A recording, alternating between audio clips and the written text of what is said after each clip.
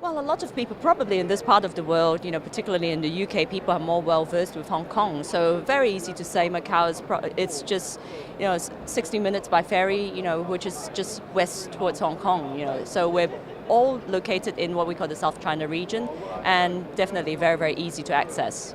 So in terms of access, if I want to go to Macau, do I fly to Hong Kong and then get on a ferry?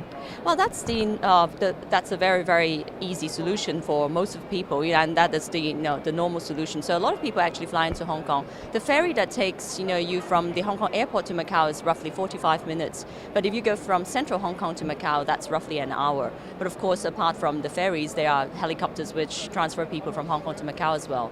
Nowadays, because of the development of flights, people can also fly to Macau from Malaysia, from KL, from Bangkok, as well as even from Singapore or from the Philippines. But Macau is Macau has been, a place where the East has met the West for over 450 years, and we're talking about, the Portuguese who've been to Macau for that long time. And of course, with that comes a lot of heritage. With that comes a lot of, I would say, lifestyle, and also people, and also food as well. Our city center, which is called the Historic Center of Macau, is also listed by UNESCO as World Heritage. So a lot of people go there, and also apart from that, recent years we have also seen a lot of new developments in terms of hotels and also other facilities. If you're more adventurous, you can try climbing to the top of our Macau Tower, or even bungee jump out of Macau Tower. And other people would choose things like go-karting and whatnot. For those who are more, into music, we have a music festival every year, and we have fireworks festivals every year as well. But also there are other places to go, like, obviously there are, casinos around the place as well, and it brings in a lot of, foreign exchange for us, every year.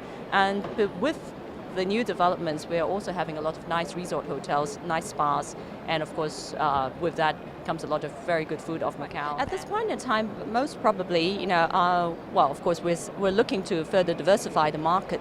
But at this point in time, probably I would say, young couples, some business travelers who go to Hong Kong and come over as well, probably because the UK has so much business with Hong Kong. So that's the standard profile.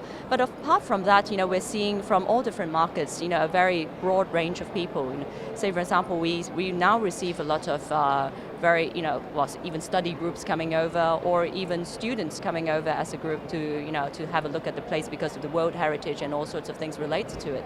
So it's actually diversifying into a more broad spectrum. So we're seeing that probably we're looking to attract more different people out of the UK into Macau and give them a totally new perception of Macau. And presumably, because you're here at World Travel Market, one of your major ways of marketing Macau will be through the travel trade. I think working with the travel trade is very important because I think at this point in time, not many tour operators sell Macau as a standard, among their packages. So I think that is a very, very important, place for us to start, to work together with the tour operators. But apart from that, also working with the media is important, because we also want to get the word out there about what Macau is and what Macau has to offer. Because at the end of the day, if the consumers don't know anything about your destination, it's very hard for our tour and trade partners to sell it. So it has to work both ways.